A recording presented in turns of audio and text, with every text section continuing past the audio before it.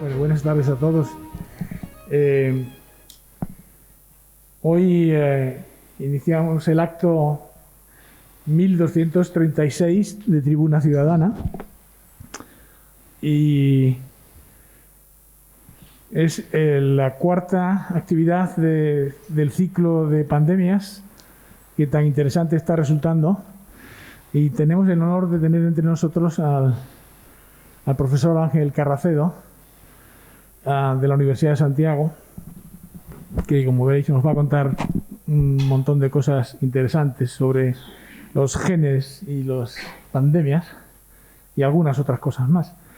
Y como no se trata de perder tiempo, simplemente voy a indicar que el profesor Eliezer Coto, que está sentado a su izquierda, se va a encargar de presentar al conferenciante.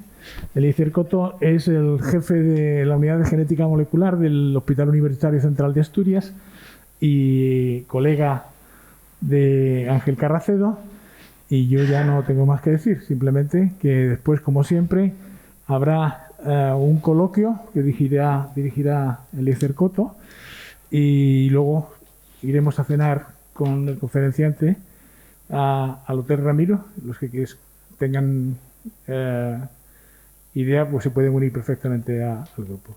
Muchas gracias y bienvenidos. Bueno, primero gracias a Pedro y a Tribuna Ciudadana por invitarme a moderar, a representar al doctor Carracedo, que para mí es un placer. Antes de presentarlo, quería decir unas palabras. Uno de los biólogos más famosos de la biología, Teodosius Dobzhansky, un ucraniano que nació a finales del siglo pasado, pero que desarrolló toda su carrera, decía que gracias a Pedro y a Tribuna Ciudadana por invitarme a presentar el acto. Es para mí un honor estar aquí presentando al doctor Ángel Carracedo. Pero bueno, antes de presentarlo quería decir unas palabras. El gran biólogo de origen ucraniano que desarrolló su carrera en Estados Unidos, Teodosius Dobzhansky, escribió en los años 30 del siglo pasado una teoría de la evolución que hoy en día se conoce como teoría sintética de la evolución. Dobzhansky dijo que nada en biología tiene sentido si no es a la luz de la evolución. Desde hace un año estamos asistiendo a un experimento de la naturaleza, que básicamente es una lucha entre el depredador, un virus nuevo, surgido aparentemente en China a finales del año 2919, y su presa, que no somos más que nosotros somos la presa de este virus. Y entonces hay una carrera armamentística entre el hombre por eludir al virus y de este por adaptarse y seguir propagándose. Esto no es más que darwinismo puro y duro. En este contexto estamos asistiendo a una prueba de la selección de los más aptos por parte del virus, que busca propagarse fundamentalmente y en estos momentos buscando eludir las vacunas, que es la herramienta o el arma con la que nosotros nos estamos defendiendo. Esto no es un proceso cerrado. Vamos a ver cómo evoluciona en los próximos meses o en los próximos años. Ahora bien, en el pasado, los virus son relativamente recientes en nuestro conocimiento de los virus. En el pasado no teníamos ninguna herramienta para luchar contra ellos. Entonces su evolución ha sido libre. Es decir, ellos infectaban al ser humano y nosotros teníamos pocas herramientas para defendernos. Entonces, nuestra capacidad de evadir a los virus iba a depender exclusivamente de nuestra resistencia biológica y, en último término, como nos contará nuestro ponente, de nuestra resistencia genética. La información que está en nuestros genes que nos puede hacer resistente a la infección vírica y a la progresión de la enfermedad. Entonces vamos a ver señales en nuestro genoma de historias del pasado, de nuestra supervivencia para resistir a los virus. Es decir, aquellos más aptos iban a sobrevivir y van a transmitir estos genes de resistencia. De esto es de lo que nos va a hablar nuestro invitado. Si todos procediésemos aquí del campo de la biomedicina, yo no tendría que presentar a Ángel Carracedo. Diría algo así como Ladies and Gentlemen, Ángel Carracedo.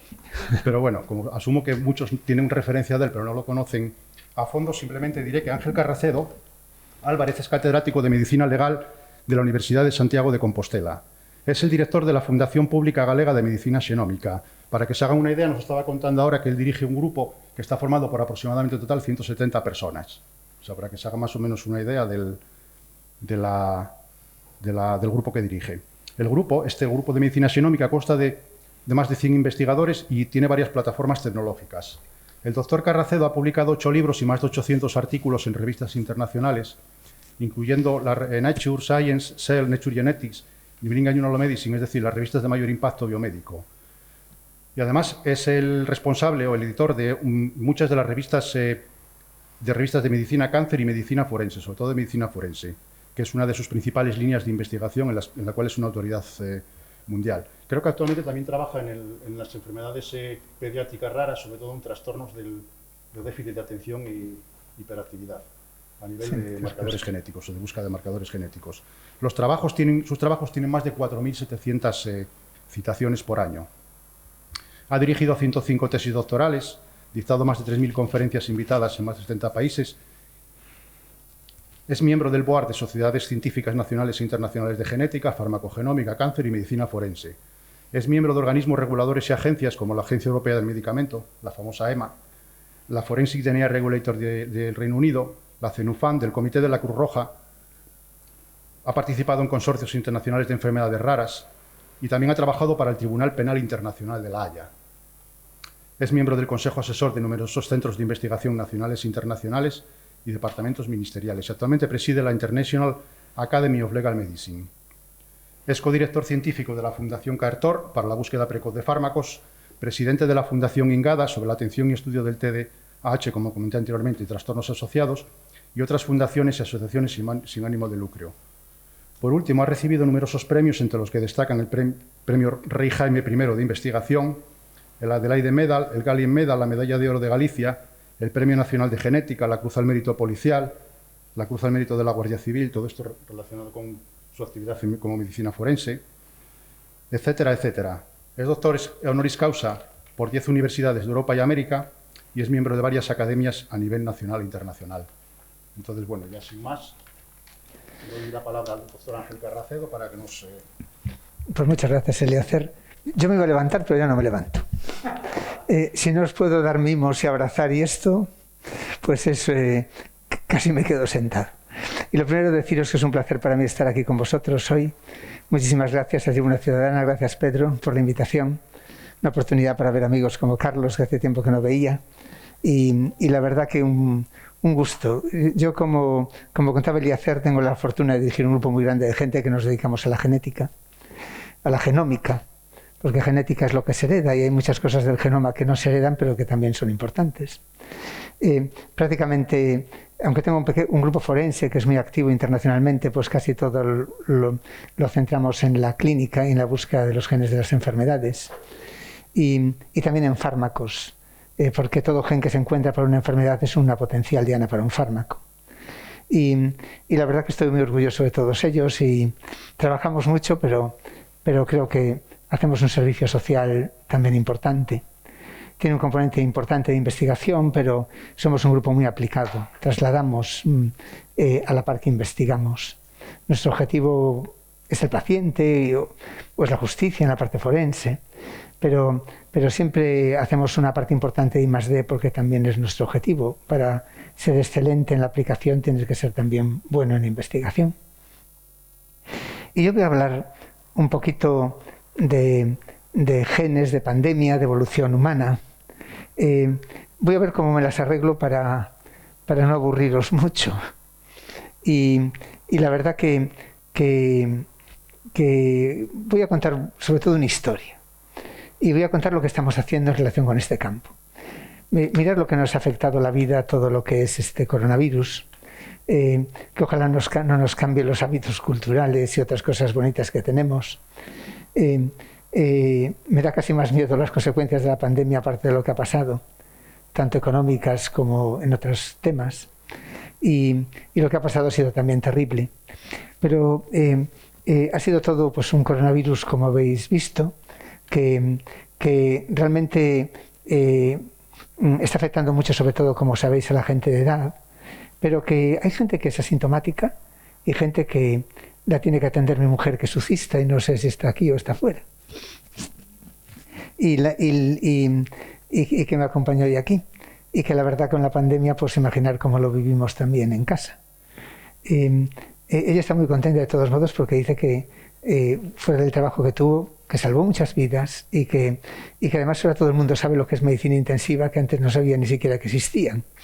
Y no lo tiene que explicar. Creo que la pandemia sí que ha puesto en valor dos cosas, a la medicina y a la investigación biomédica. Y esto es quizá la única cosa positiva que ha tenido. Pero si os fijáis en la respuesta de la gente a la infección fue muy diversa.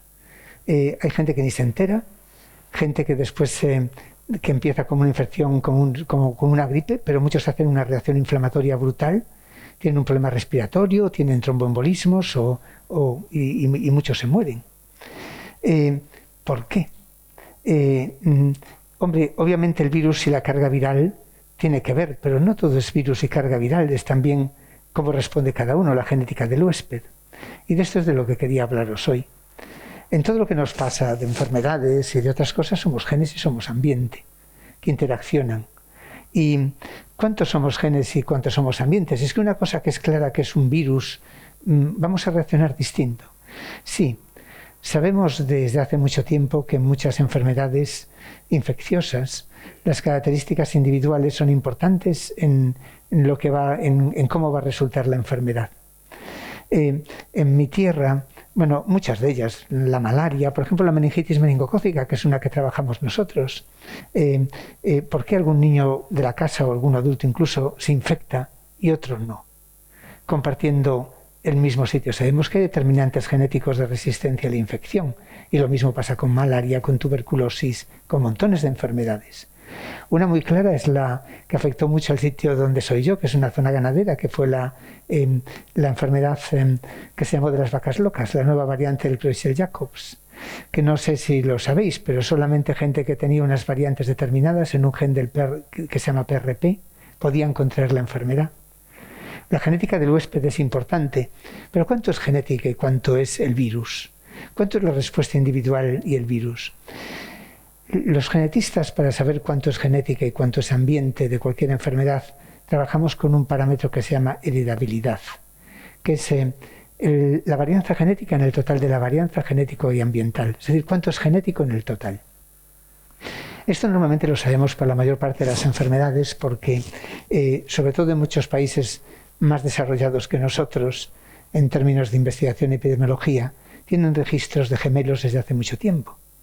Los gemelos comparten el mismo ADN, de modo que si uno tiene, por ejemplo, una esquizofrenia y son gemelos univitelinos, es que el otro la tiene.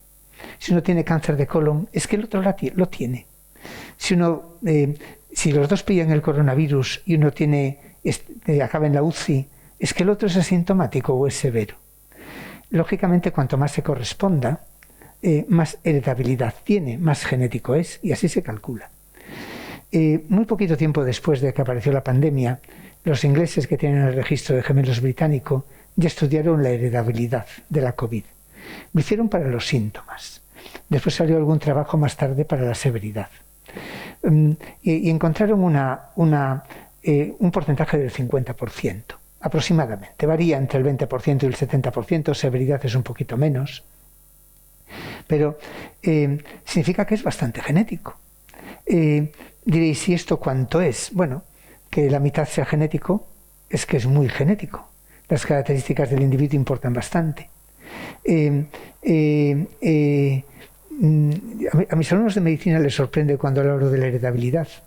Les sorprende la heredabilidad, porque se esperan que, por ejemplo, que temas como el cáncer de mama, que hay un subset mendeliano hereditario, les parece que es muy heredable y sin embargo no es tan heredable. La heredabilidad del cáncer de mama es el 25%, 25% es genética y 75% es ambiente.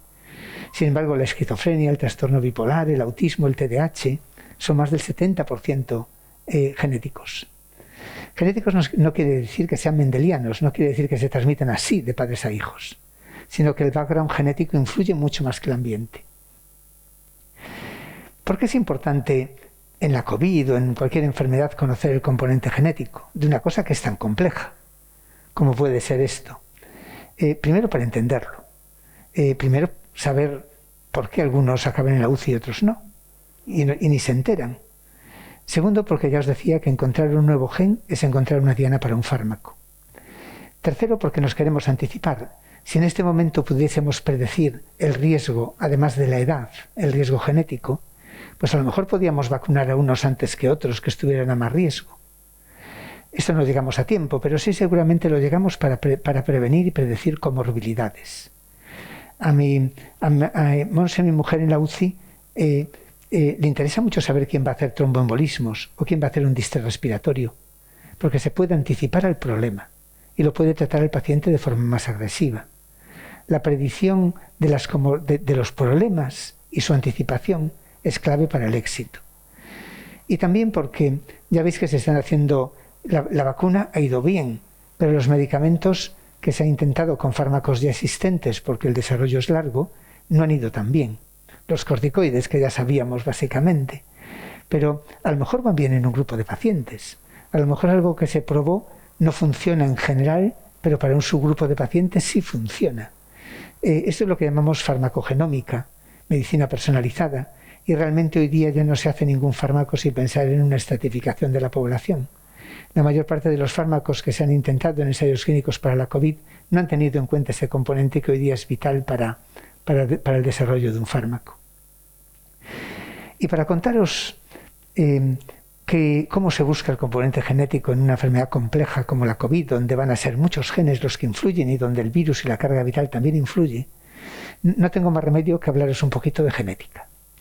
Y es mi intención contaros la genética de modo que la entendáis todos para siempre bien. Y la podáis contar. Sobre todo si tenéis hijos, hermanos o nietos que están estudiando secundaria, por favor contársela. Porque tenemos un sistema educativo que lo único que explica son tonterías y uno se olvida de lo importante. Y mirad, para que se entienda bien la genética, hay que entender que el ADN y otra molécula parecida, que es el ARN, es un libro de instrucciones que define cualquier forma de vida. Todo lo que tiene vida tiene un ácido nucleico. Una piedra, un plástico no tienen vida, no tienen ADN. Una mariposa, un gusano, una bacteria tienen vida. Nosotros, una planta, por lo tanto tienen ADN. Algunos virus ya veis que tienen ARN, que es una cosa muy parecida al ADN. Son libros que están escritos en un lenguaje de 4 letras. El vocabulario nada más que es 4 letras, que son la A, la T, la C y la G. La diferencia entre el ADN y el ARN es que en el ARN, en vez de una T, hay una U. Son libros, el del coronavirus es pequeñito, tiene 15.000 letras, pero un organismo complejo como es el nuestro, nosotros tenemos 3.300 millones de letras aproximadamente.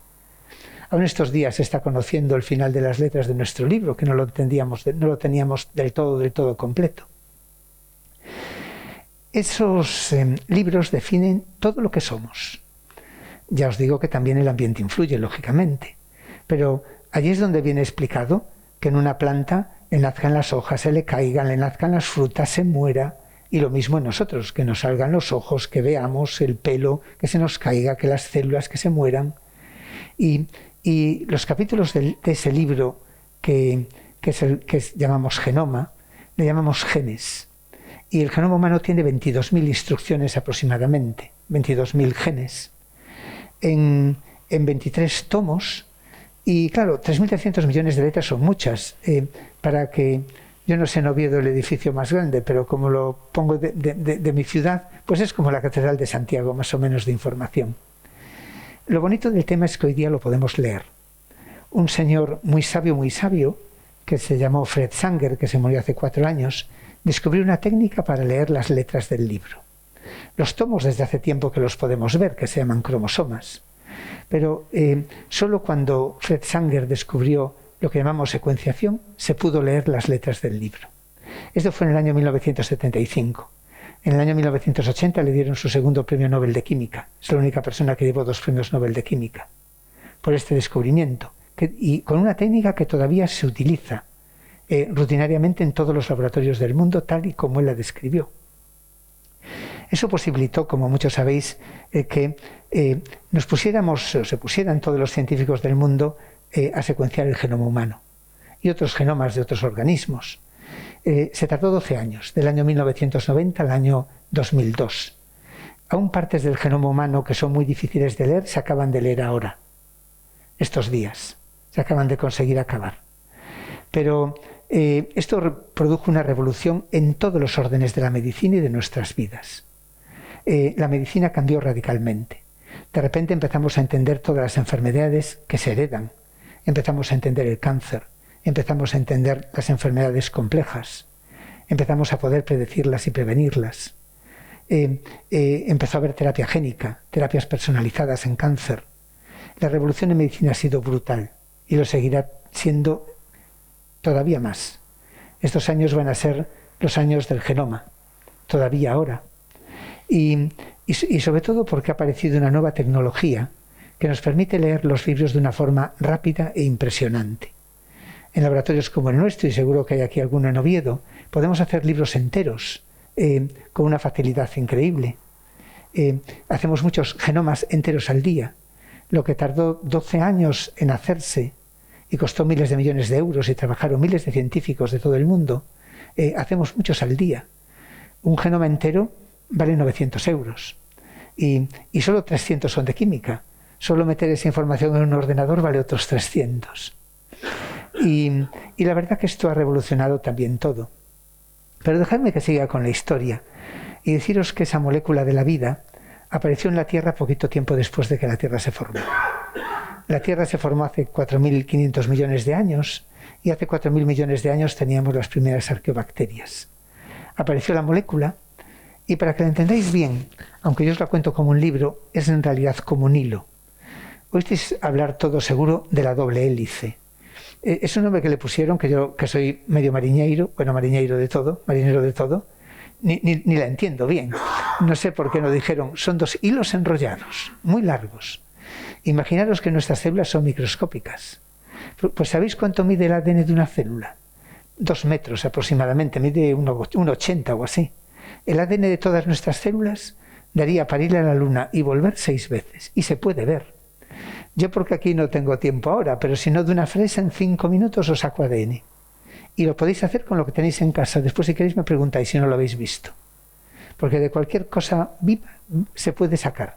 Pero de verdad que con lo que tenéis en casa esta noche lo podéis ver, físicamente ver. Y estos 2 hilos que os digo, tienen, ya os digo, están ahí escritas las letras, pero para esto necesitamos técnicas químicas, como os dije, para verlas. Y en los hilos tienen una información que es la misma. Siempre enfrente de una hay una T y siempre enfrente de una C hay una G. Y estas 3 letras y 3 letras, porque las palabras son de 3 letras, dicen lo mismo. Las 2 hebras se separan con mucha facilidad. Y si ahí hay Cs y Gs, de un hilo salen 2, y de 2 4, y de 4 8. Eso es la vida. La vida es la capacidad que tiene esa molécula para poderse dividir. Y así empezó la vida. Una molécula que se dividía. Y aparecieron las primeras bacterias. Y el libro de la vida decidió hacer 2 instrucciones muy raras. Una fue la muerte. Fue diseñar que los organismos se tenían que morir. La vida es consustancial a la muerte. Si no hubiese muerte no habría vida, no habría habido evolución, no habría habido nada. Pero la segunda instrucción fue curiosa y es algo que está diseñado igual en toda la Tierra. Todo está diseñado exactamente igual. Cada vez que la molécula se divide, aparece algo nuevo, algo falla. Siempre aparece alguna letra o algunas veces incluso alguna palabra de alguna página entera nueva o se pierde. Le llamamos mutación. De los padres a los hijos, por ejemplo, que es lo mismo, la mitad es del padre, la mitad es de la madre, más algo nuevo, aleatorio. En algunos organismos la tasa de mutación es más alta que otros. Generalmente, por ejemplo, el coronavirus no tiene una tasa de mutación tan altísima como otros porque depende de si tiene mecanismos para corregir los errores en la duplicación. El ser humano también los tiene bastante controlados, pero siempre hay mutación. Vuestros hijos tienen más de 1.000, 2.000, 5.000 letras nuevas y alguna página de libro nueva, y eso es aleatorio. Puede no pasar nada. A veces cambia la letra y no cambia ni la palabra. Puede ponerse de la nariz un poquito torcida o cualquier cosa. Puede ser positiva evolutivamente, puede ser también una enfermedad genética, pero es un precio que tenemos que pagar para vivir, porque el objetivo es crear variación, crear diversidad. Porque si fuésemos todos iguales, una especie que está condenada a la extinción, porque viene un cambio climático, imaginaros al principio en la historia de la Tierra, los cambios que había, y se mueren todos. Si hay algunos, sobreviven los más adaptados. La mutación origina variación y es fundamental para la vida. Esa variación después se distribuye matemáticamente al azar, es lo que llamamos deriva, variación al azar, deriva genética. Y lo siguiente es selección. El ambiente va seleccionando aquellos que compiten mejor en un ambiente. Y es por eso que a partir de esa primera molécula, que no sabemos de dónde vino, pero vino seguramente con el agua que hay en la Tierra, apareció toda la diversidad de vida que os rodea. Apareció todo lo que se ha perdido ya. Y si consideráis la vida en la Tierra como un día, estos 4.500 millones de años, nosotros llevamos aquí menos del último minuto. El ser humano apareció en África hace 200.000 años y hace más o menos un poquito menos que 100.000 años salimos de África. Al llegar a Europa, al llegar a Asia nos encontramos con otros humanos, se llamaban denisovanos. Al llegar a Europa con otros humanos, se llamaban neandertales. Y no los extinguimos, como dicen las películas. Competimos mejor.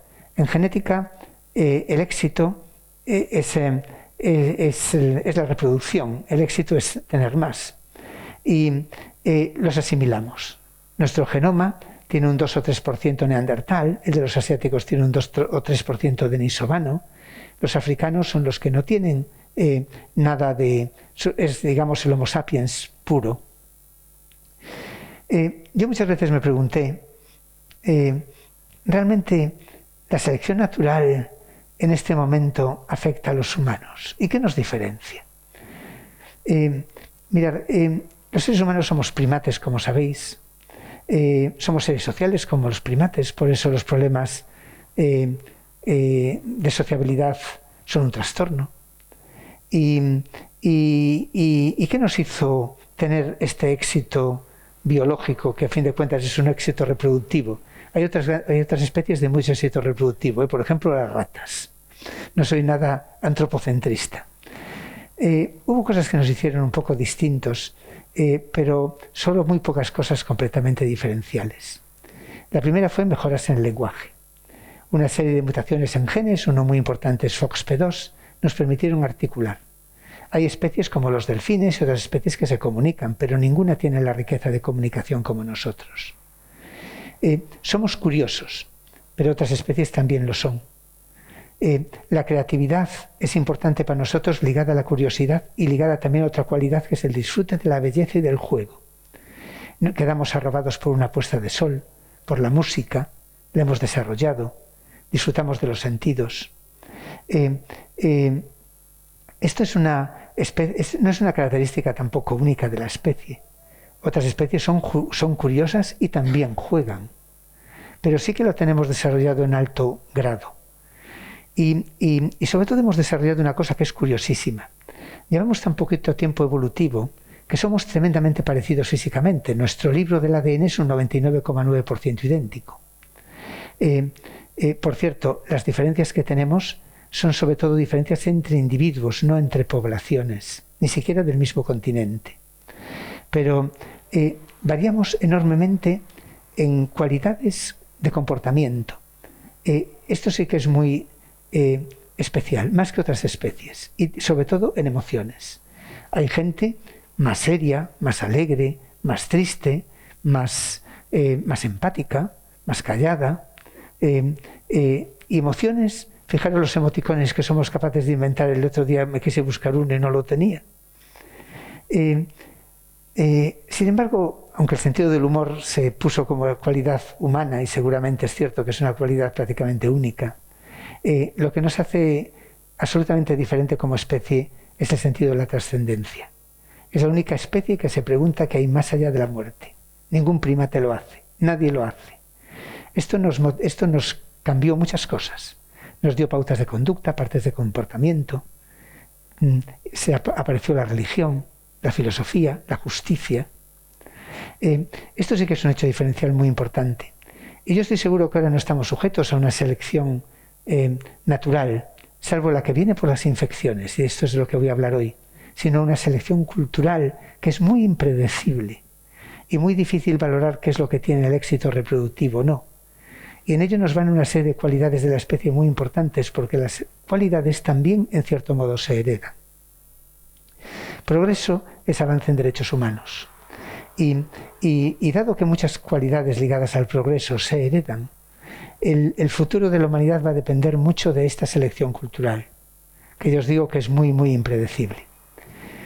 ¿Y qué pasa con los virus? Porque os estoy diciendo que esto sí que nos afecta. Esto todavía sigue siendo una cosa que afecta a la selección, y a las bacterias y a los patógenos en general. Pues mirad, llevamos una vida, bueno, deciros para empezar que no sé si lo sabéis, que somos mucho más bicho que humano. Ya solo DNA bacteriano tenemos 10 veces más que DNA humano, y estamos llenos de virus y de bacterias y de bichos.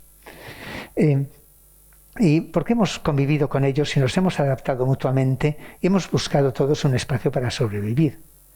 Claro que en esta lucha por la supervivencia que comentaba Eliezer, hemos tenido montones de crisis. Al principio, cuando las poblaciones humanas vivían más dispersas, menos.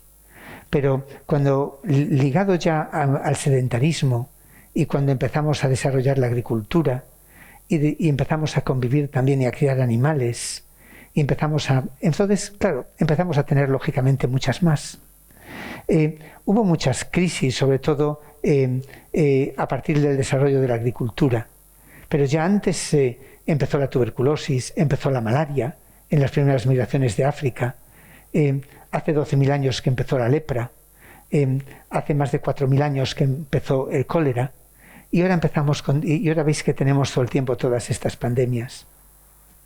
Esto lo podemos ver en nuestros genes, con lo que llamamos firmas de selección.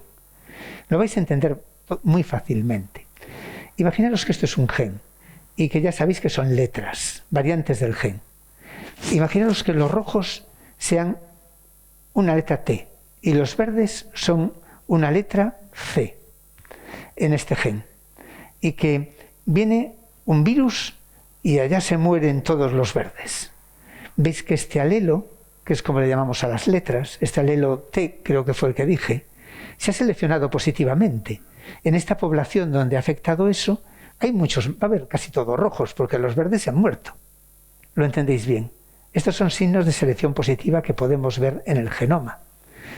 Bueno, este caso es tan facilito, porque se ve muy claro que ha pasado así. Y ahora tenemos además herramientas súper buenas en el genoma para poder verlo, porque podemos leer todas las letras o todas las páginas del libro y podemos ver signos de selección. Esto es la frecuencia, y veis cómo esta frecuencia de este alelo aumentó de repente. Estos son señales de selección. Pero ¿qué pasa? Hay otras cosas que nos confunden. Imaginaros una población donde se han muerto todos los verdes y han quedado los rojos, pero el bicho también se ha muerto. Y ahora vienen otras poblaciones que también tienen verde y también se mezclan. Este gen se mezcla con estas, es lo que llamamos migración. Claro, ya no es tan fácil después de ver lo que ha pasado.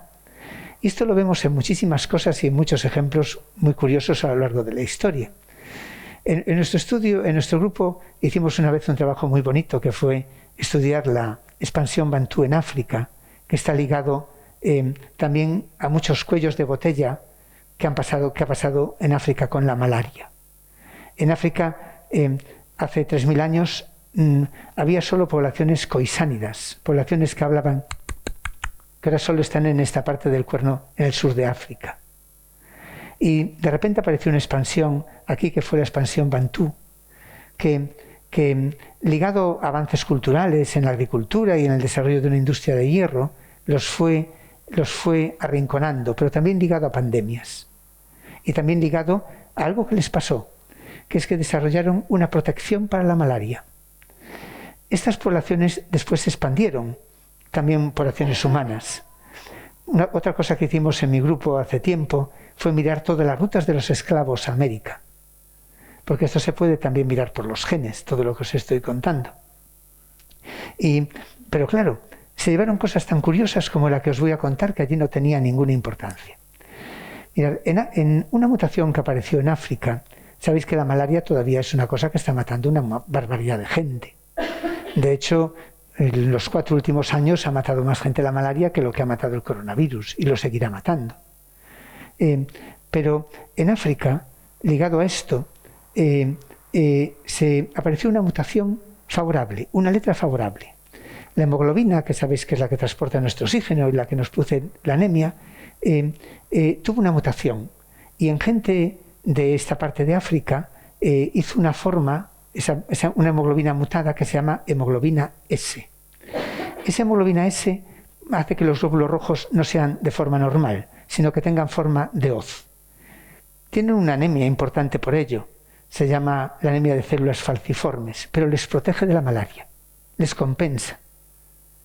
Pero claro, si te vas a América, donde no hay malaria, es solamente una enfermedad, no es una ventaja. No os penséis que es el único ejemplo. Hay muchísimos ejemplos de selección en genes que nos han ayudado históricamente a protegernos de las enfermedades. Por ejemplo, también para otro Plasmodium, que produce la malaria, el grupo sanguíneo DAFI es otro grupo que también es protector, pero hay muchísimos más, y muchos genes que están seleccionados absolutamente positivamente en muchísimas poblaciones humanas.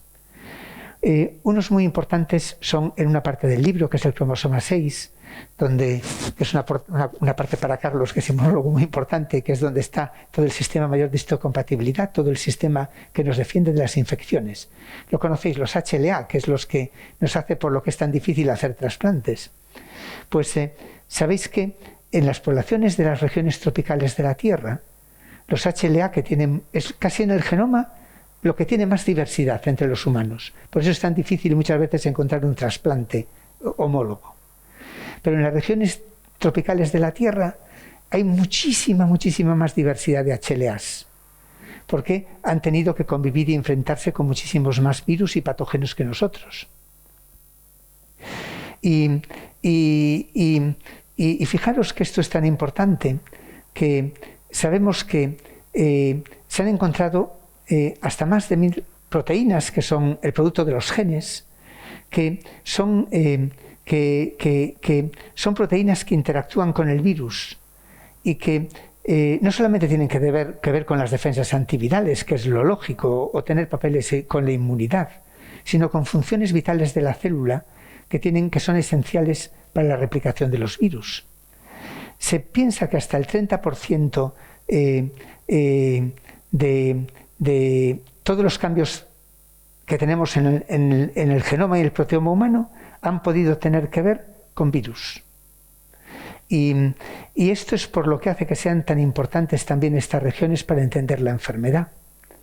Porque no solo es que nos protejan estos cambios de virus, sino que tienen que ver con el sistema inmune, tienen que ver con enfermedades que están ligadas con el sistema inmune o con enfermedades que están ligadas a procesos celulares, donde la selección que nos ha seleccionado para luchar contra los virus también tiene que ver con esto. Algunas que os puede parecer tan distantes como puede ser la esquizofrenia. Y ahora vengo a la parte difícil de la charla. ¿Hasta aquí se entendió bien? ¿Y os está gustando? ¿De verdad que se entendió? No estoy siendo un aburrimiento que vino de Galicia del oeste como el mal tiempo. Y me dejáis que os cuente 10 minutos más. Bueno, ahora venía la parte difícil. Pero bueno, a ver cómo os lo cuento. Dejad ver qué tengo aquí. Bueno, a ver. Ahora tenéis que hacer un esfuerzo. Pero va a ser facilito, ¿eh? ¿Cómo hacemos los genetistas para encontrar un gen que tiene que ver con una enfermedad? Cuando es una enfermedad hereditaria, nos es más fácil. Una enfermedad donde hay una letra que está mal en el genoma. No nos es fácil de todo, ¿eh? Pero ya veis que las enfermedades, que ahora podemos leer las letras de una manera mucho más fácil. Entonces podemos ver si esa letra está mal, produce un cambio importante en la palabra.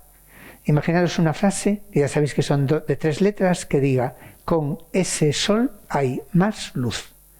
Si la letra que cambia, y esto lo podemos saber, dice: con ese sol hay más no lazo, eso no funciona. Imaginaros a que se pierde una letra y lo agrupáis en palabras de 3 letras, que dice palabras que ya no se entienden. Eso es muy malo. Esa frase no se entiende. Así lo podemos averiguar, secuenciando, leyendo las letras. Pero os decía que leer los genomas todavía es bastante caro. Si queremos leer un genoma entero, 1.000 euros son 1.000 euros. Y si queremos ver el componente genético de la enfermedad común, o por qué con el coronavirus reaccionamos distinto, necesitamos miles de individuos, miles y miles. Porque cuando el efecto es muy pequeñito, para poder tener poder estadístico para detectarlo, necesitamos decenas de miles. Y claro, decenas de miles por 1.000 euros es muchísimo dinero, más el esfuerzo informático brutal que hay que hacer. Que te hace falta superordenadores. Entonces hacemos de otra manera, aprovechando otra cualidad del genoma. Y es, en vez de estudiar todas las letras del libro, estudiamos una letra por cada hoja del libro. Porque el genoma tiene una propiedad. No se transmite de padres a hijos las letras, se transmiten las hojas. O sea, en genética va de hojas o grupos de hojas, no va de letras. Le llamamos bloques de ligamiento. Y entonces, estudiando una letra, nos llega para entender la totalidad de la variación de esa hoja. Entonces lo que hacemos es básicamente esto. Cogemos dos grupos de enfermedad, dos que llamamos fenotipos. Por ejemplo, gente que le fue fatal con la COVID y gente que fue asintomática. O gente que hizo tromboembolismo y gente que no. O gente que hizo una reacción, una arritmia, o gente que no. O gente que tuvo una vasculitis y gente que no. Y entonces en ellos analizamos masivamente esas letras, ese 1.000.000 de letras que os decía. Y miramos si son distintos en uno y otro. Ahora imaginaros que en este gen, en un gen, imaginaros la página 1 del libro 1, que hay gente que tiene una letra, la letra T, y gente que tiene la letra G. Y la gente que es asintomática, ya veis que casi todos tienen T. Y la gente que es grave, ya veis que casi todos tienen G. Decís, puf, yo no quiero tener G, porque me puede ir muy mal. De hecho, unas 10 veces peor que si tienes T. ¿Qué significa eso? Que tener G es muy malo, es un alelo de riesgo. Y que en ese gen hay algo que te hace que tengas más severidad. ¿Lo entendisteis todos bien? ¿A que sí? Esto era casi la parte difícil. Cuando es muy clarito como esto, está muy bien, pero ¿y si casi la mitad de aquí son rojos y casi un 40% son rojos y un 60% son amarillos? ¿Eso cuánto vale? Para saber si eso es seguro o no es seguro, necesitas números muy altos para tener potencia estadística suficiente para decir esto es verdad. Cuando una cosa es tan clara como la anterior, con unos pocos la encuentras. Pero cuando es muy poquita la diferencia, necesitas muchos para estar seguros de que es verdad. Miles de individuos. Mirad, esto es lo que se llama hacer un estudio de GWAS. Mirad, esto que veis aquí es el 1.000.000 de letras, y esto es la comparación de unos y otros. Esto lo llamamos un Manhattan Plot. Con esto vais a saber más ya que todos los médicos y que muchos biólogos de aquí de Oviedo. Y mirad, este es el 1.000.000 de letras que están tan juntas que ya no se ven. En colorines están los tobos, los cromosomas. Y esto es comparar un grupo con otro grupo, estos dos grupos que os decía. Y esto es el valor de P, es decir, la diferencia. Si es un valor que es... estos valores de P significa que no hay mucha diferencia entre casos y controles. Pero veis aquí algunos que dicen que pone que es un valor de P de 10 a la menos 12. Significa que la probabilidad de que eso se haya dado por casualidad es 0.000000000000001. Y creo que dije 12. O sea que ya veis que es seguro que eso tiene que ver con la enfermedad. Este estudio se llaman estudios de GWAS, estudios de asociación de genomas completos. Y para estar seguros, los científicos hemos acordado poner un umbral de 10 a la menos 8, que es una barbaridad. Viene a decir que me corten la cabeza si no es cierto. Pero para hacer esto de aquí necesitas consorcios, necesitas números grandísimos de pacientes. Y esto para la COVID fue rápidamente lo que pensamos todos los genetistas, el hacer muy de primero, que ya publicó algunos artículos de esto. Pero todos los genetistas del mundo, y yo creo que fue un ejemplo bonito también de la ciencia en la COVID, dijimos, tenemos que trabajar colaborativamente. Entonces se estableció un consorcio internacional que se llama HGI, la Host Genetics Initiative, que realmente no es un consorcio, es como una plataforma donde todos ponemos nuestros datos. Y ya veis que hay estudios por todo el mundo. El primer estudio fue un estudio que se publicó, fue un estudio de un grupo español e italiano, porque sabéis que fue donde la pandemia aquí en Europa empezó más fuerte. Y con un grupo ya pequeño de individuos, lo cual significa que eso tiene mucho efecto, encontraron que en el cromosoma 3 había un grupo de hojas, un grupo de genes que tenían mucho que ver con la severidad de la COVID. Este grupo de cromosoma 3 es un grupo muy importante que ahora está completamente demostrado de genes, en los que hay varios genes que son receptores de quimioquinas o quimiocinas. Las quimioquinas o quimiocinas son...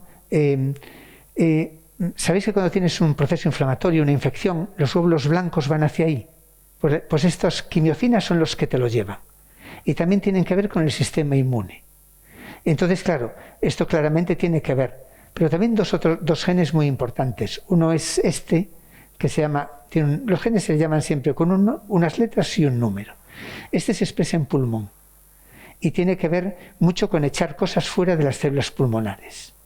Y este que veis aquí, FICO1, es un gen muy importante porque es un gen que ya se conocía de resistencia a malaria y que estaba seleccionado positivamente para infecciones para malaria. También nos encontraron una cosa bastante sorprendente, y es que el AB0, el grupo AB0, parecía que que tenía cierto interés, no como que tenía un riesgo relativo de tener una combinación de letras bastante alta, de por 2 o por 3 la severidad de la enfermedad, pero un poquito, pero estaba ahí y era significativo.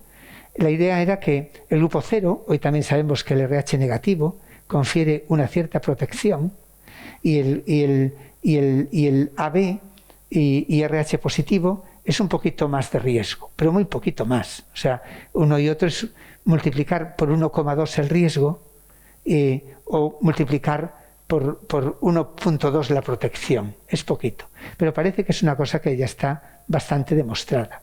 Es curioso porque pasa al revés, que no sabemos realmente bien por qué esto es así. Hay muchas hipótesis y a lo mejor Eliezer tiene también ideas. Pero deciros que, por ejemplo, es mucho más potente que para esto el AB0 es para la infección por cólera. Y el grupo 0 en cólera es negativo. De hecho, las poblaciones de Bangladesh y de la India, donde el cólera es tan importante, son las poblaciones del mundo que tienen menos frecuencia de grupo 0. Y es una cosa curiosa. No entendemos bien por qué todo esto ocurra, pero no deja de ser curioso. Una persona muy amigo mío, que conozco desde hace muchos años, de mis épocas forenses y de poblaciones, que es Svante Pauvo, que aquí en Oviedo lo queréis mucho por lo del premio Princesa de Asturias, ya también inmediatamente después de que salió esa zona de cromosoma 3 asociada, dijo, esta zona de cromosoma 3 es neandertal. La tenemos, nos vino de los neandertales.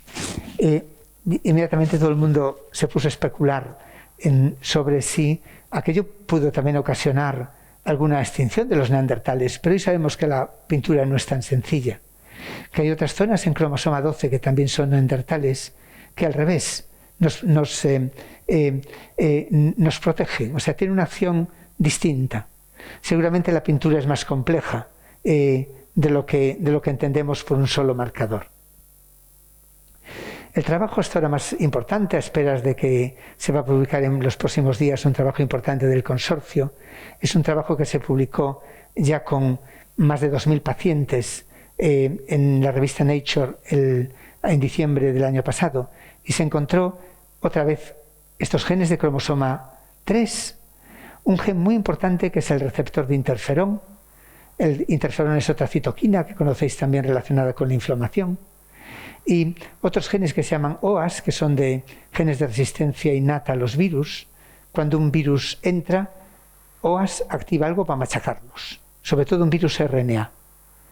Y la verdad, y más genes de quimioquinas. La verdad que esto fue muy importante porque ya también lo que dijeron es, cuidado, o muy interesante, aparte de que hemos comprobado todo esto, algunos genes como el receptor del interferón, porque hay interferón, o la tirosinquinasa, son genes que son dianas para hacer fármacos, para reposicionar fármacos en algunos grupos de pacientes. Bueno, nosotros, y aquí veis cómo se hace un proyecto de investigación, rápidamente cuando apareció esto también nos pusimos a trabajar. Dijimos, hace falta muchos números. Y necesitamos muchos pacientes. Y yo afortunadamente en mi vida otra cosa no, pero amigos tengo por todo el mundo. En Europa no acudí a mis amigos europeos porque ya todos estaban metidos en consorcios.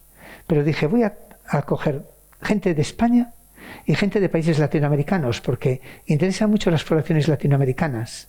Porque las poblaciones latinoamericanas tienen también una historia de infección distinta y también un componente africano y un componente nativo americano. Y las hojas y los grupos de hojas son distintos en estas poblaciones. Las hojas en los africanos son más pequeñitas, en los europeos son grupos de hojas. Y entonces hicimos un consorcio que se llama Scourge, donde en España pues hay más de 80 grupos y de Latinoamérica otros 20 grupos.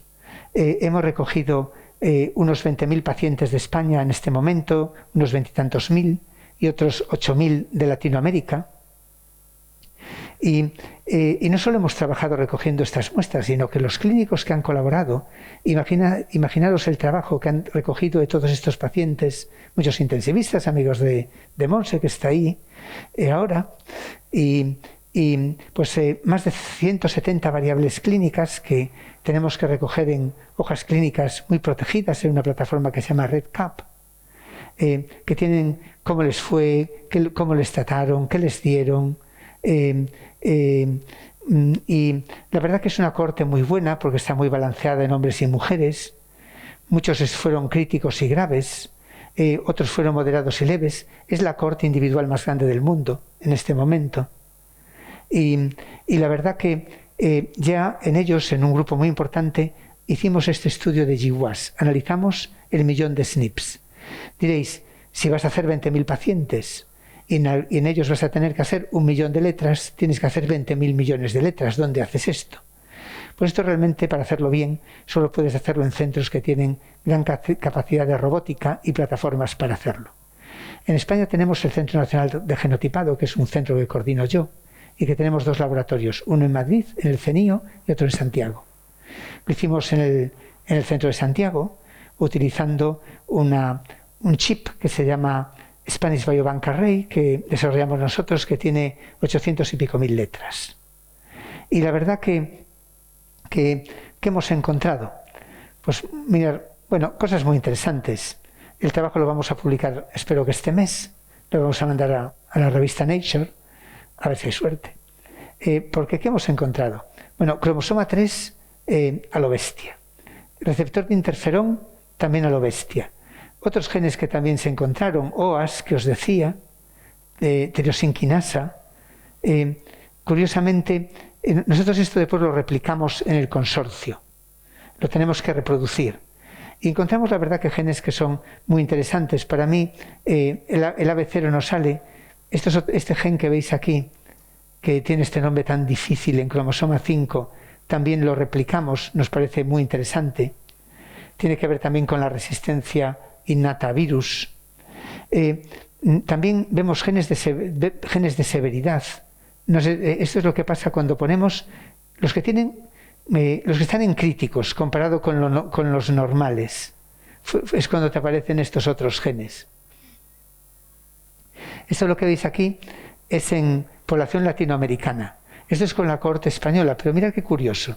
Desaparece cromosoma 3 y desaparece el receptor de interferón. Y en cambio aparece otro gen, que es tirosinasa, que todavía tengo que enterarme bien por qué produce esto.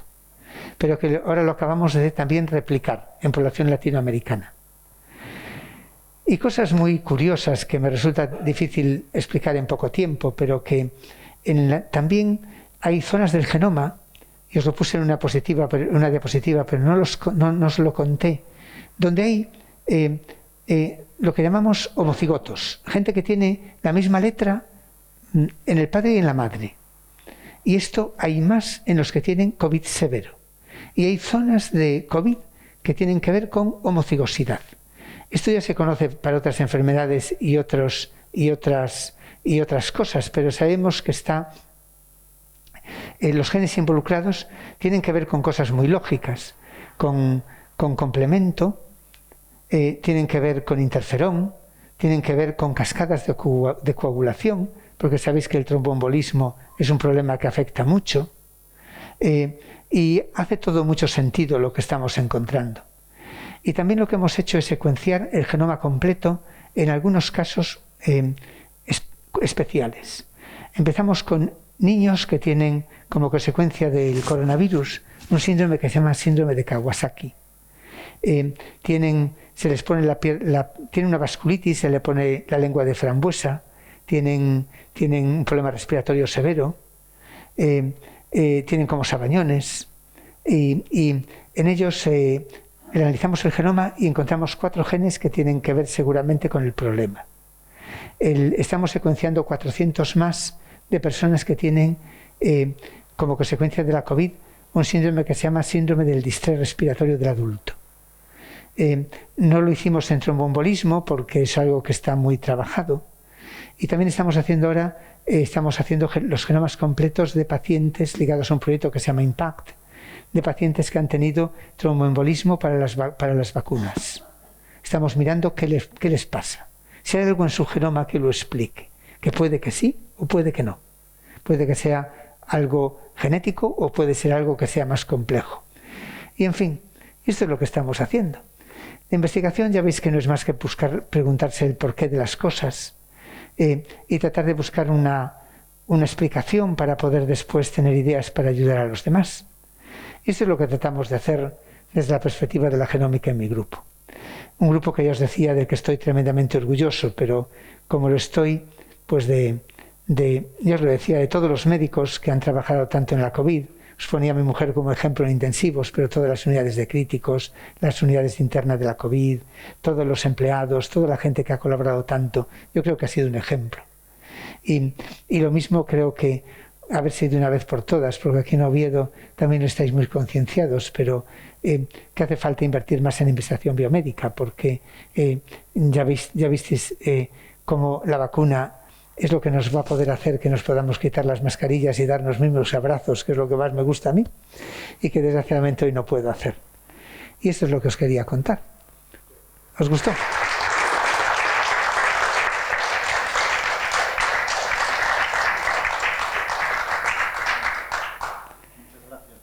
Charla, Ángel. Charla extraordinaria. Fui de menos a más. La última parte fue muy difícil, no me digáis que no. Bueno, con tantas letras. Pero si se entendió un poquito, si tienen dudas... y mucho la primera, ya me doy por muy satisfecho. Bueno, esto es una historia que lleva un año solamente. O sea, porque el virus apareció aproximadamente un año. Todavía requiere tiempo y dinero para profundizar en el conocimiento. Para este proyecto, bastante. Los proyectos de investigación son competitivos, tú compites con otros científicos, pero se ve que les gustó el proyecto. Y después tuvimos además la suerte de que la Fundación Amancio Ortega también nos ayudó, aparte del Ministerio, y también los empleados del Banco de Santander, y pudimos ejecutar este proyecto tan grande. ¿Qué pregunta? ¿Alguna pregunta? ¿Me podéis decir cómo ver ADN esta noche? Lo cuento encantado. ¿Alguna pregunta? Voy a romper el fuego un poco, ¿no? Muchas gracias, Ángel, por tu excelente conferencia, muy didáctica. Y la pregunta es, en estos estudios de individual, la contribución genética al final se queda en dijéramos, el peso específico que tienen algunas regiones génicas en la susceptibilidad a la defensa, a una enfermedad, a lo que fuera. Sin embargo, de toda esa información se han derivado estudios de interacciones claras, funcionales entre esos genes. Dijéramos la epístasis entre esos genes. De tal manera que pudieras decir que esos genes están interrelacionados o son independientes unos de otros, ¿no? Mira, todo ese clúster de cromosoma 3, todos esos genes, claramente es un clúster de genes que tiene que interaccionar de alguna manera. Nosotros también cuando encontramos un gen asociado, rápidamente lo que hacemos es análisis de pathways. En todo esto, y siempre encuentras interacciones. A veces sí que encuentras vías que no interaccionan, porque más de un mecanismo puede contribuir al problema. Pero normalmente, mira, aquí de momento se han encontrado 15 genes asociados. Nosotros lo estamos analizando ahora, pero por lo menos 7 interaccionan en una red, otros 7 interaccionan en otra red y otros 3 interaccionan así entre ellos. Esto es lo que se va haciendo para tener una pintura de lo que puede estar pasando. Y otra cosa, hace un mes y medio que estuvimos hablando, Janesi, que se llama ese líder, uno de los líderes de las células madre, publicó un paper en que realmente podía favorecer en algunos procesos a través de los transposones, información de alguna pequeña sutileza genética, era posible que parte de la información genética de RNA pasara a cDNA y se integrara. De forma, dijéramos, parte de esa información genética quedara vestigios en nuestro genoma, ¿no? Eso que ha sido muy polémico, porque se sacó incluso antes a la par del tema de las vacunas y todo eso, o sea, se dejó, no se publicó en su momento y después se publicó. Hay vestigios, por ejemplo, de otros coronavirus o otros virus respiratorios en nuestro genoma que hayan dejado algún residuo. Tú imagínate después de tantos años, imagínate que somos mucho más virus y bacteria que humano. Claro que hay señales en el genoma difícil predecir si es coronavirus o qué es, porque normalmente acaban organizándose y acaban transformándose pues en ADN repetitivos, acaban integrándose acaban integrándose y a veces es difícil ver las firmas, pero claro que sí, contribuyen también a nuestra variabilidad. Es un proceso completamente natural. ¿Cuánto el coronavirus? Pues recombinación e integración de pequeños fragmentos en todo nuestro genoma lo está viendo permanentemente. Yo imagino que va a pesar poco en términos evolutivos, o prácticamente despreciable en términos evolutivos. Lo que nos puede afectar es despreciable, en lo que es consecuencias de enfermedad o consecuencias fenotípicas.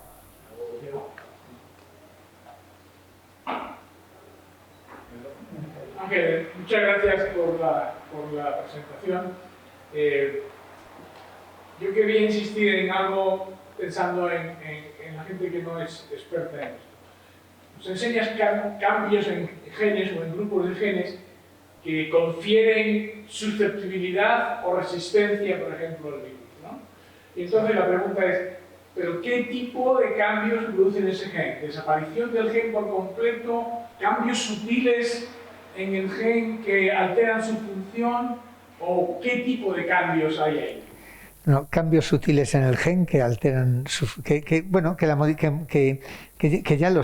los cambios que estoy enseñando es cambios sutiles, letras, normalmente van a ser cambios letras o en regiones reguladoras o así, que confieren una diversidad de una función pues más activada o más reprimida, y entonces eso te favorece la infección o te protege de la infección, o te favorece un problema o te protege el problema. Tenemos variabilidad que es necesaria para vivir. Lo que hacen estas cosas, en este caso con un impacto afortunadamente, porque vivimos en una sociedad muy desarrollada que se ha protegido, pero a lo mejor un impacto que un día se puede cuantificar, va a favorecer algunas variantes en una población. En este caso seguramente muy poco, porque afectó básicamente a gente en edad no reproductora. Afecta a personas mayores, sobre todo. Pero es cómo funciona la biología y cómo ha funcionado siempre la vida. Son cambios sutiles en los que algunos son favorecedores, otros son perjudiciales, y los que son esos cambios favorecedores se ven más representados en una población después de que pase una crisis. Para protegernos, simplemente esa población está un poquito más protegida de eso de ahí. Es como funciona la biología, origina diversidad. Es que yo creo que es importante enfatizar eso, ¿no? Son cambios sutiles. Por ejemplo, cuando han mencionado lo de los grupos sanguíneos, ¿no? Había gente que decía, bueno, no, yo soy 0A, ya, tal, ¿no? Son cambios sutiles, ¿no? Bueno, esta es otra cosa. El ser A, B o 0 es un cambio sutil en el genoma. Son letras que cambian en el genoma nada más. Es un buen ejemplo. Es una letra que cambia, el 0 al A o al B. La gente que tiene la letra que le da el grupo 0, en este caso pues tiene pues un poquito más de protección, pero muy poquito más de protección. Es multiplicar por 1.2 la protección, cuando 10 años de edad es multiplicar por 10 el riesgo, es muy poquito. Pero algo es. Lo interesante es saber por qué es, que a lo mejor el día hacer tiene una idea. Que trabajo en ella. No, a ver, la asociación con el grupo sanguíneo es muy débil. O sea, digamos que si el riesgo es 1, básico, eso es 1 con 1, 1 con 2. 1 con 2. Se cree, porque hay algún estudio ya funcional publicado, que tiene que ver con que en las personas de grupo sanguíneo A, como la cadena glicosilada, que es lo que hace el grupo sanguíneo, la tienen presente, el coronavirus se pega mejor a las células de personas con grupo sanguíneo A y tiene mayor capacidad de infección. Se cree que es por eso, que hay algún estudio funcional que lo sugiere. De eso hay un estudio muy interesante, por ejemplo, porque es lo que comentó él, hay estudios contradictorios, o sea, hay grupos que encuentran una asociación, otros no. Yo uno de los más interesantes que he leído es uno que hicieron los franceses en el portaaviones Charles de Gaulle, se infectaron todos, son 2.000 marineros, entró el virus y los dejaron creo que un mes en puerto. Entonces hicieron un estudio genético y había la mitad que estaban como infectados y la mitad como que no. Entonces encontraron que efectivamente había una predisposición a la infección entre los que eran de grupo sanguíneo A. Es un tipo de estudio muy bien controlado y... Lo que pasa es que tiene muy poquito poder. Si me permitís un comentario, uno de los problemas de trabajar en genética con el coronavirus es que tú no tienes grupos control. Lo ideal sería encerrar a 5.000 personas en una habitación. Sí, no, es que es así. O sea, de hecho los ingleses lo propusieron en su momento, hacer ese tipo de estudios controlados, sobre todo para las vacunas. Infectarlos y ver cómo su variación genética influía en la infección. Porque claro, el problema, por ejemplo, es cómo defines el riesgo genético o riesgo ambiental de una persona al coronavirus. Porque no todo el mundo tampoco tiene los mismos factores de exposición. Bueno, hay gente que está más protegida que otra. Incluso así sería difícil, porque ¿cómo controlas carga viral? Claro. Tendría que tener... Hay muchos factores que son difíciles de controlar. Yo creo que en genética tenemos herramientas bastante poderosas para encontrar esto. Esto inmunológica de cada uno. Bueno, pero eso es parte de la genética, pero también parte del pasado. Sí. Dime, que había una pregunta ahí. Quería preguntarte, a ver, si tendrías un poco de tiempo, nos ibas a explicar cómo hacer un pequeño experimento en casa para ver la estructura. Facilísimo. ¿Queréis ver el ADN en casa? ¿Nunca lo habéis visto? ¿En serio que no lo habéis visto? Bueno, si tenéis... Bueno, os lo cuento. Mira, pues con lo que tenéis en casa lo podéis ver perfectamente bien. Tenéis que coger una fuente de ADN. Podéis coger una propia vuestra, pero lo tendríais que hacer de saliva. y para eso tendríais que estar escupiendo tanto para verlo bien que no merece la pena. Únicamente que queríais decir, este es mi ADN, este soy yo. Entonces yo os lo recomiendo hacerlo con una fresa o con una fruta. Una fresa es perfecto. Cogéis una fresa. La fresa tiene que tener ADN porque es un ser vivo. Y le echáis el doble de agua que de fresa en un vaso, en una taza. Y la machacáis. Si tenéis una, ¿cómo se llama? Una batidora, la batís. Entonces tenéis una papa de fresa. La tenéis una papa de fresa de color fresa. Si lo hacéis con un kiwi, la tenéis verde. Y hacéis lo mismo. Con un colador lo pasáis a un vaso. Tenéis un líquido rosa. Habéis roto las células de la fresa. Por eso salió el líquido rosa, un pigmento de la fresa. Pero el ADN está en el núcleo de las células, que es como una capsulita que está dentro de las células y no es tan fácil romperlo. Además, cuando ahí está el núcleo, todavía no rotos, y hacen pegotes, porque las cosas se pegan. Entonces lo primero que tenéis que hacer es eso, separarlo. Y para eso cogéis un detergente.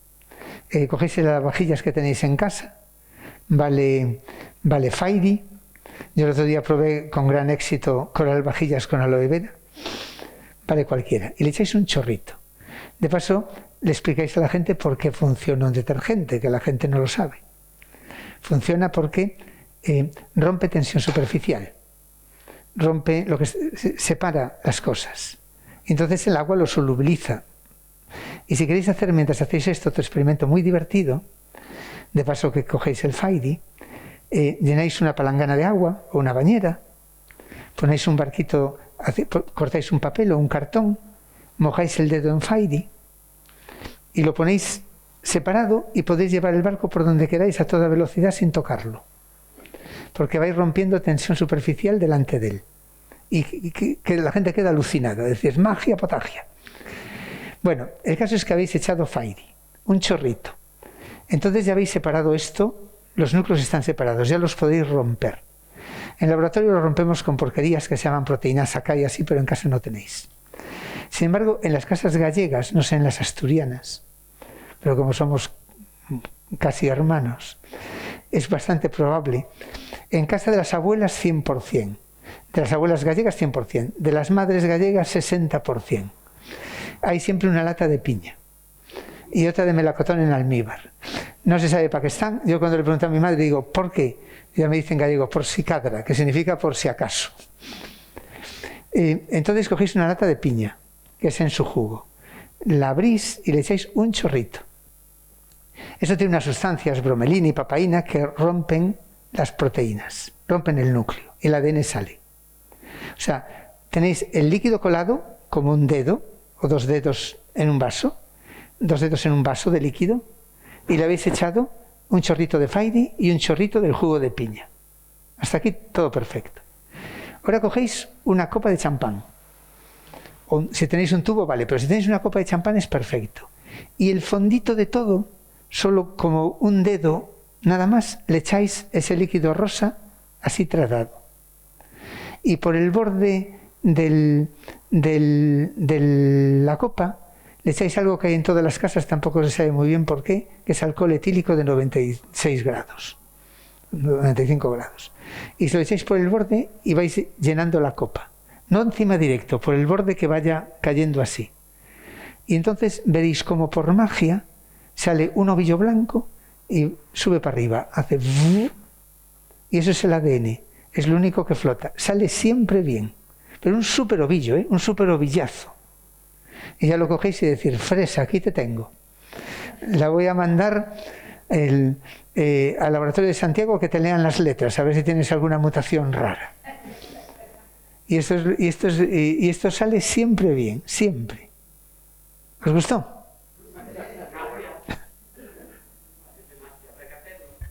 Vale la pena. Una pregunta más. Porque es muy educativo. ¿Preguntas? Yo tengo una pregunta. De las pistas que tenéis de marcadores genéticos asociados, ¿tenéis alguna idea farmacológica o de intervención farmacogenética?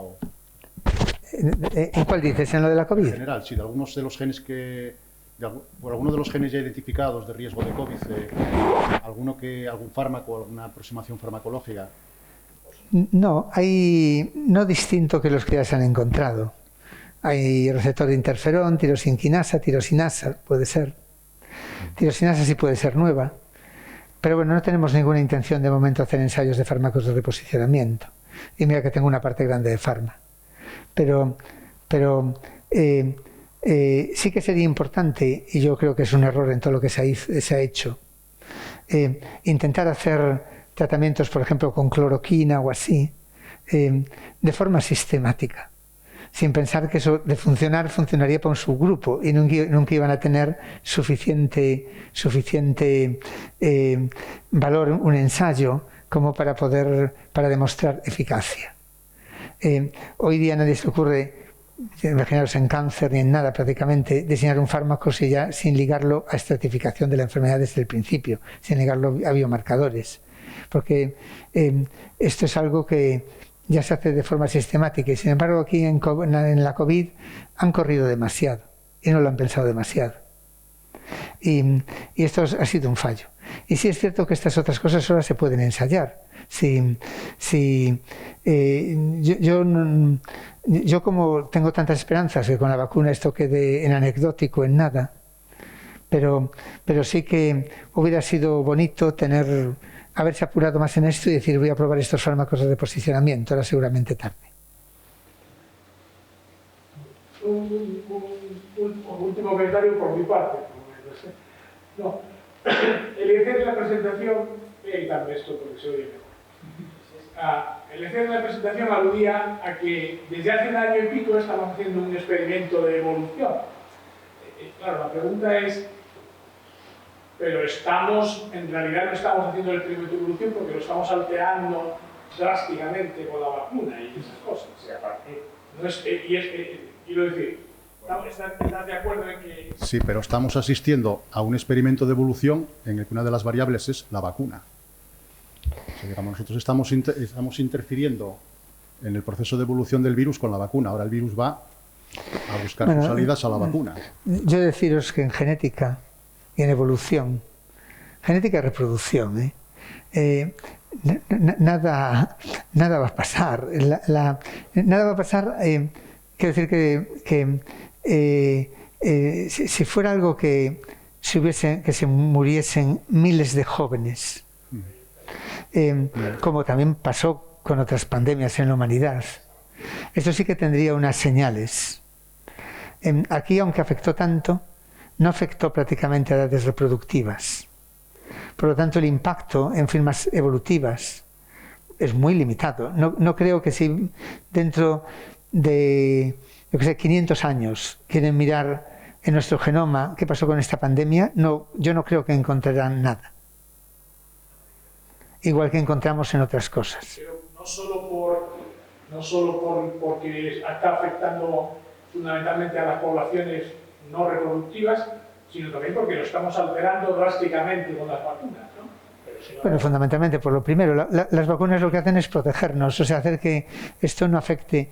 Claro, si esto empezase a afectar también a mucha población joven y no se atajase nunca y tal, pues claro, creo que nos va a afectar más. Yo esto más bien lo veo como esto lo que está haciendo es un experimento social que te cagas, que sí que nos puede afectar a muchas cosas. Ya nos ha afectado en la economía, pero también a lo mejor en la forma y estilo de vida, en comportamientos. Cambios culturales asociados pueden ser importantes y puede marcar más la genética que otras cosas. En las diferencias económicas. Hoy día en genética ya os decía que la selección en los humanos no es una selección física. No compite, no se reproduce más el más dotado físicamente. Son a nivel global, son otros factores.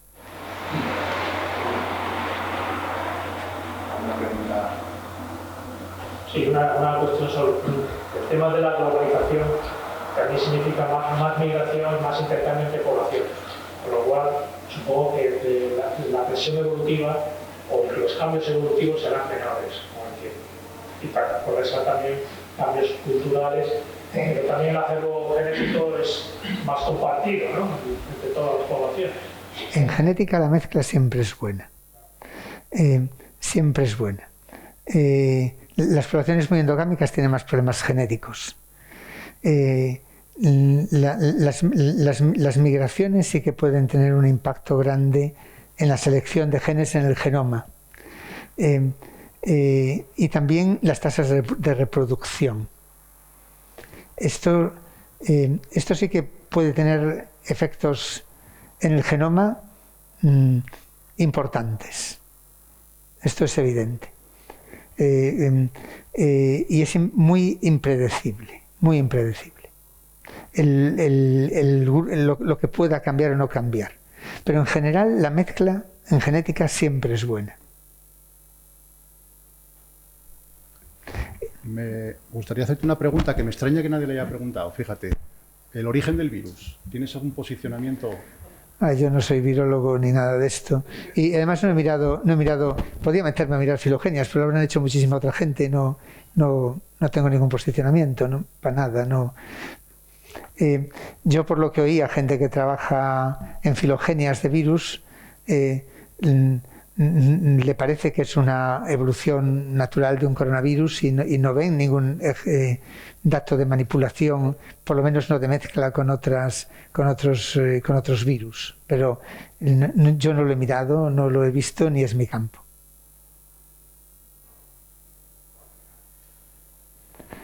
Bueno, pues muchas gracias.